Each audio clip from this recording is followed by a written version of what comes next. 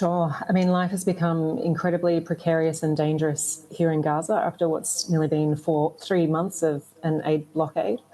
I was out of Gaza just for 3 weeks, and in that time after returning, I've seen a significant deterioration in the physical and mental health of our own team and the children we serve. Walking around the camps and the shelters just close by down the road, where there used to be a lot of energy and community spirit, even amongst all the poverty, there's now a lot of despair and fatigue and listlessness. We're seeing huge spikes in malnutrition in children and pregnant mothers. There's very little food on the market, and what is available is just extortionately expensive. And so it's a really, really desperate situation for children and families right now in Gaza.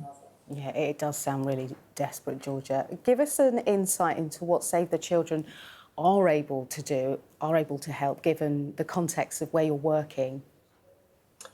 So we're very fortunate to still be able to be doing daily water distributions in 16 shelters across the Gaza Strip. We're running nutrition programs to give supplemental feeding to children and mothers who are malnourished. We're running child-friendly spaces where we give children an opportunity to escape the absolute nightmare they're living and process some of the stress and trauma they're experiencing. And we're running temporary education spaces for children just to try and keep up with the minimum amount of education to get them through. So it's a drop in the ocean. Absolutely, and what you're doing sounds amazing given the circumstances. I was just interested in what you said there about child-friendly spaces. Tell us how you're able to emotionally help children. Well, this is what Save the Children do in crisis. We have trained professionals and social workers and counsellors that work directly with children who are surrounded by grief and trauma. So many of the children we're working with have lost their parents, their siblings, their neighbours, their friends who have been killed right in front of them. Many of them have had to endure painful surgeries without anaesthesia, without family or support. So our teams are there providing them a space where they can play, they can do art therapy, they can process the trauma through both psychological exercises as well as physical exercises. And we're also teaching children how to be good friends to one another to support their children and friends who are also going through similar crises. So a couple of hours a day, it's just an escape from the atrocities that they're seeing in their own backyard. What struck you the most, Georgia? Any stories you can tell us about interactions you've had with children in those child-friendly spaces? You know, we always say, which is true, that children are incredibly resilient, and they are always a joyful space for us to go into. We often brace ourselves for, oh, what horrific stories are we going to hear today? But you often leave feeling so much better that we ourselves are healed through working with children. But I will say what is deeply, deeply concerning right now is the amount of children who are expressing suicidal ideation. They have lost everything, and they are talking about that they also want to end their lives so they can go be with their parents or their siblings who have recently passed. So that's deeply troubling. They're desperate and they're starving. And so what we want to have is those borders open and let us do our jobs, let us deliver aid to these communities. On the ground, when you're talking to families, mums and dads, children too, what's the overall sense that you're getting from them? Well, I think the big change in these last couple of weeks has been this despair that they hear of a ceasefire, everyone gets very hopeful and they build themselves up for any minute there's going to be a ceasefire. And then they see these catastrophic aid distributions where people are being shot at and killed from just trying to receive aid. And so you do see these big psychological dips of both caregivers and children.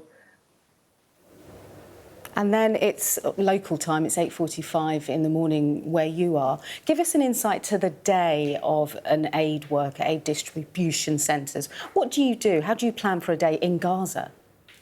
Well, certainly for our team, our national staff here, it is very different from 18 months ago. Just to get to work is a really dangerous enterprise because of the fuel crisis. Everyone is mainly on foot. They can walk up to 2 hours a day just to get to our office.